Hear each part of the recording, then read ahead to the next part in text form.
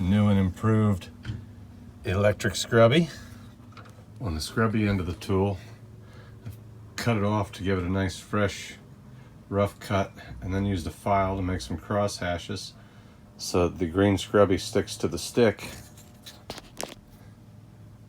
Used a countersink bit to sink that hole in the center so that my screw will go a little bit deeper into there and not touch the bottom of the injector seat.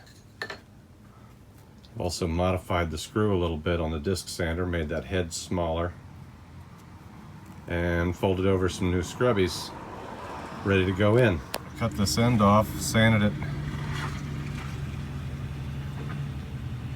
to kind of a hex there. Just it already had a hole drilled in it, never mind that. But you can see how I made it kind of a hex head.